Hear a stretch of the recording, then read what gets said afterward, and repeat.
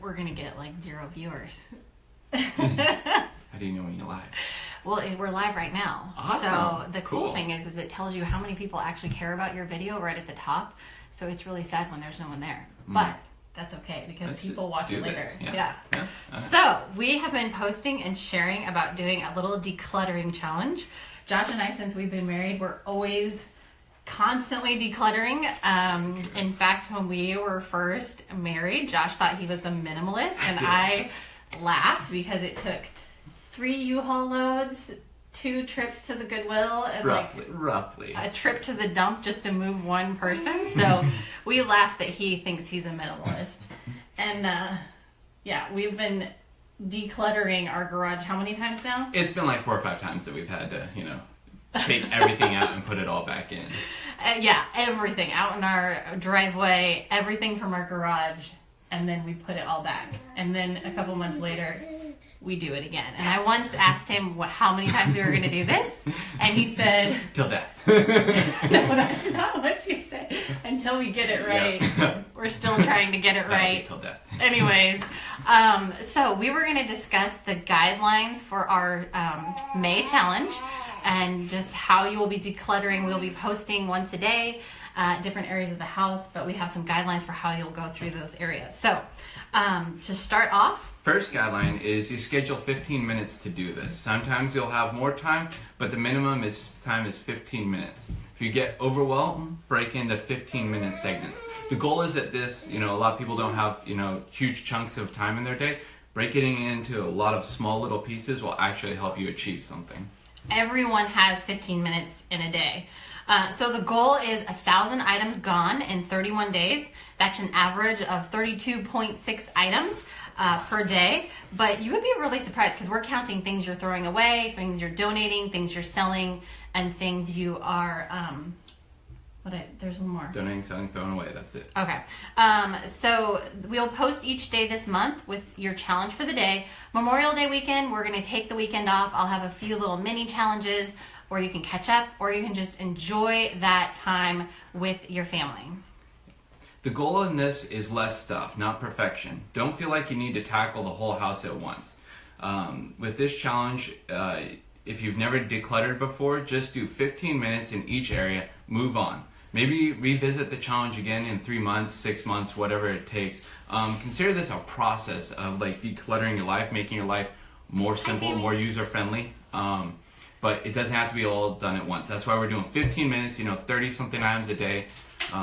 It's a doable challenge, so. Definitely. In some areas you might have more things you'll get rid of than others, but that's just an average. And we're going to try and do this like once a year, if not maybe twice a year, just because it's such a great way to kind of keep your house in order. So each item counts as one thing. A pair or a set of something counts as one thing. So a pair of shoes, a file with more than one page, a set of old dishes. But again, don't, if it makes you feel better to count each dish that you've given away, go for it. If it encourages you, go for it. Don't, get stuck in the little details of things. Oh, and don't get overly, I think I already said this, consumed with counting sets as one item. The more important thing is that you're actually taking a step to removing clutter from your space, which is ultimately the goal. So don't get caught up in counting. Yep. Don't overthink removing things. You want to just try and set your emotions aside. Remember, it's just stuff. You will inherit more stuff. You will get more stuff. You will buy more stuff. There is always more stuff. Stuff will come. This is your opportunity to take a time and really look. Am I using this? Does this matter? What is this for? Does this have purpose in my life? And if it's not, and it's just taking up room, get rid of it. It's just, you don't want to overthink it. Stuff is replaceable, but really your sanity is not. And if it's taking up room, we all have limited space. It can be one of those things that adds difficulty in the day, when you're having to dig through those 30 things that you haven't touched in a year to get to the one thing that you want. So. And kids, oh my gosh, kids are definitely stuff bringers and time stealers. But the thing is, we want to have more time with these guys, even though they bring so much stuff with them. we also want to be teaching them how We're to keeping not. him, just if you Yeah, want we're not kids. getting rid of any kids. We do Yep. have a lot, but we're not getting rid of any kids. We'll keep all the cute ones, which are all of them. So I know sometimes people get really caught up in sentimental things, and we all have sentimental things. But if you can take a picture of it and maybe start creating an album of those sentimental things that have memories attached to them, because it's not the thing that has the memory, that's in your heart and in your mind. Like, you can't replace that, but the stuff sometimes can be replaceable. So and think about it, if you have that sentimental item stuck in a drawer, in a closet, in the garage, in the attic, what good does it actually serve? So get rid of it. The sentimental part will be with you, and the stuff can go, and it will be more of a blessing that way. So yes, sentimental items are going to be a little hard, but just try to remember that. So it's sort of the criteria we're looking at for doing this, and cool seeing how some of you are already doing this and already, decluttering. We are just starting this journey, so we are glad that we're not the only crazy people out there. But when you have an item, you have to ask yourself just some basic questions. Does it bring me joy? Is this item really making it for me? Does it serve a purpose? If you haven't used that tool or that item or that thing that you bought off Amazon in the last 2-3 years, then it's not serving a purpose. It's taking up room and it needs to go. And I know what you're thinking. Oh, as soon as I get rid of it, I'm going to need it. Yeah, that happens all the time. But your goal is declutter. If you really need it, you can borrow it from a friend or you can buy it again. Like, the goal is to declutter your life, because I guarantee you get rid of 32 things a day, you're not going to need all of those 32 things again. Yeah, I'm the worst about wanting to hold on to things and thinking someday we will use them. I hate giving away something and then realizing we need it again. But think about it, if 3 years you don't use it, for that 3 years it's taking up space, it's probably better just to go out and buy it again. So, ladies, I have a little something I wanted to address just for you as we are going through our clothing and our items. Those clothes that you're holding on to, and I am so guilty of everything that I'm saying. I'm self-preaching right now in all this, that don't fit. They are messing with your head, and they are not good. Let them go. Trust me, it'll be a good thing. Then you can celebrate when something does fit, and you can go out and maybe buy some new items. Yeah. Right? Yeah, that's the So idea. those bras in 5 different sizes also are not serving you right now. Same goes with if you're holding on to nursing bras and your child isn't even nursing, and I'm so guilty of this after Sawyer. Or those maternity clothes, again, I'm still guilty that you can't seem to stop holding onto or wearing. And I hate to say that I still have a few items I tend to wear. Invest in yourself. You will not feel like the smoking hot trophy wife that you are if you are, wearing old milk-stained bras that are broken and do not fit and hold up those girls. They are comfy. And clothes that make you feel less than beautiful. Just own where you're at. Yeah, I get it. I have all sorts of baby weight to be losing right now, but if I keep looking at all those clothes that don't fit me, that just kind of depresses me. So wear what fits you and what makes you feel beautiful right now. And if you need to, pack it up, but just get it out of your sight. Yep. And the goal of this is to just remove stuff from your life, stuff that you're not using, stuff that you don't need. It's not to become a better organizer of your stuff. The challenge of this is 1,000 things. That's a lot of items in your house.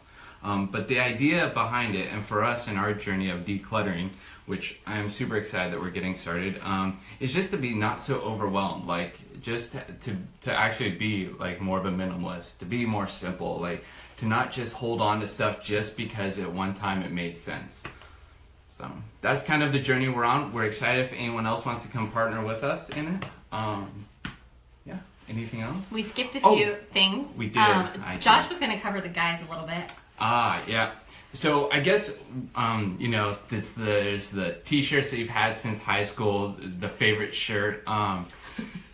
Really, you shouldn't be wearing it. Let's just be honest. I know it's a great shirt, but you're a grown man. And I am so guilty of this. Most of my shirts are free. You can tell the free blood source. Everything I wear is worn because I do projects in my shirts. But it's about if it's old, if it's broken, if it's doesn't make sense, you want to get rid of it, those 15 pairs of socks that you can't make match shouldn't be in your drawer. So, yeah. Yes.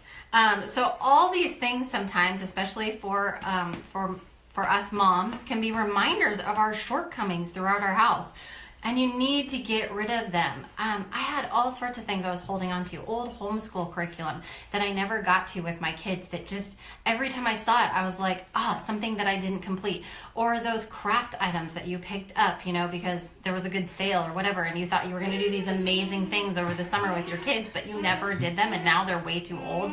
Get rid of it or bless someone else with it. Those are just reminders of things that you did not have enough time for and that you didn't complete, and you just need to get them out of your house.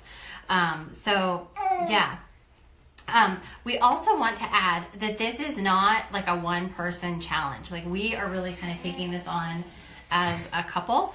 And do not go and start removing items without talking to your spouse. That will create problems. We have been there before, people. Yes. Most of the time, I don't think I notice them for a while, but Josh reorganized my kitchen when we were first married, and it almost bad caused a divorce. It was bad. I was so unhappy with him, and he was so pleased. He was a cute little puppy, and I was super angry. I was like, "Get out of my kitchen! What did you do?" Anyways, we really want to do this like as a family, and we're kind of trying to get our big kids on board. We're not going to force anyone, but we really want to teach them how to not hold on to all this stuff that doesn't bless them, and it just can bring them down too. So we want to teach our kids good habits. So make it a family challenge. Like, think of a fun outing. Don't add more stuff. Don't reward with stuff. Don't go to the Dollar Tree.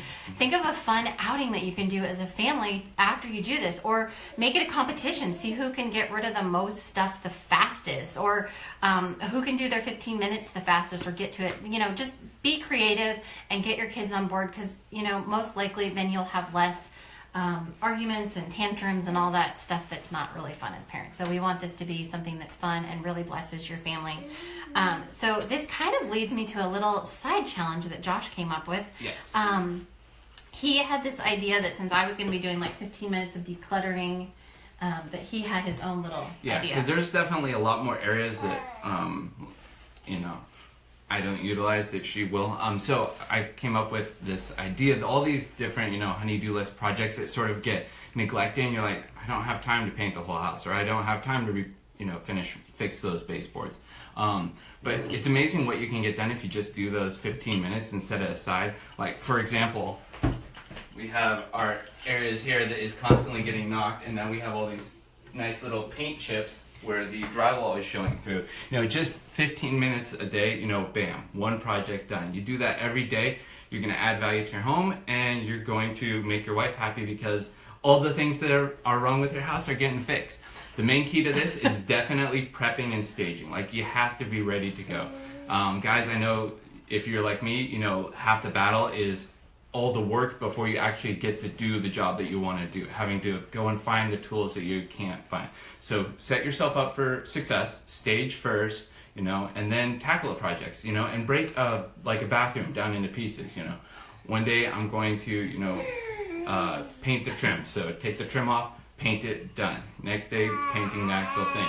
Next day, I lay out tile, but I don't actually do any of the laying, And by 15 minutes a day, it becomes doable.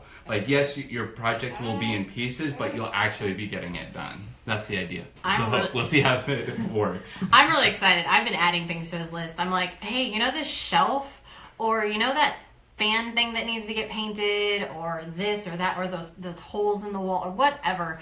We're kind of excited. The light switch that makes weird noises when you flick it. And so it's cool. We have an ongoing list that we're adding things to. We didn't just sit down and try to figure out everything. And it's something that we hope to do continuing, ongoing. And again, only 15 minutes. So 15 minutes. Leave the bigger projects maybe for a weekend. You got our stuff to do. So we're really excited. We can't wait to see all your pictures of each area that you will be decluttering. We will be sharing our pictures. Oh gosh, yeah, you're gonna see all of our crazy, and then hopefully see all of our chaos controlled. So we're really excited for this month of May and our declutter challenge. Our hashtag is declutter17, so you can use that if you want to kind of track it. I'll be posting the guidelines that we just discussed in the video comments after we post this. And then there's a little printable graphic that you can use that'll help you kind of stay on track and catch up if you get a little behind and just know where we're going with this challenge. Yeah. And feel free to, do more, but don't get overwhelmed at all. This is supposed to be fun and simple and 15 minutes a day. So thanks so much for anyone who joined us during this live video. And I hope you'll watch the replay and give us a thumbs up if you liked it. And we will spend the month together. Have a good rest of your Sunday, guys. Bye.